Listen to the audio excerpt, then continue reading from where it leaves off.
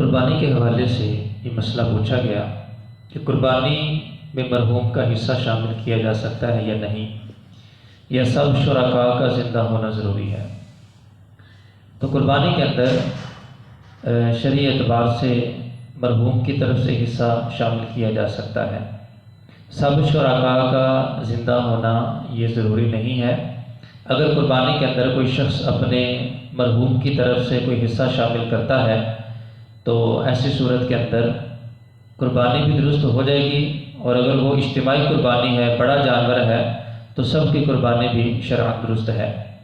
اس کے اندر بطور دلیل کے جامع ترمذی شریف کی حدیث موجود ہے۔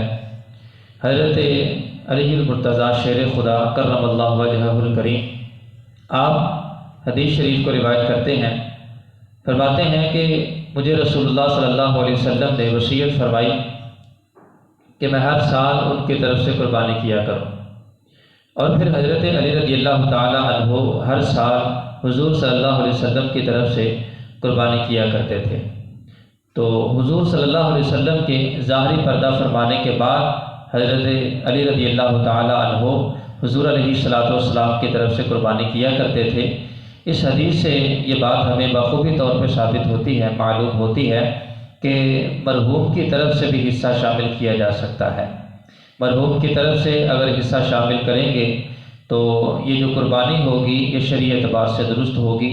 ہاں، جو شخص کسی مرحوم کی طرف سے حصہ شامل کر رہا ہے وہ جو گوشت پوست ہوگا وہ سارے کا سارا اسی کی ملکیت میں ہوگا، وہ پھر اپنی مرضی کے ساتھ جیسا چاہے اس میں تصرف کر سکتا ہے۔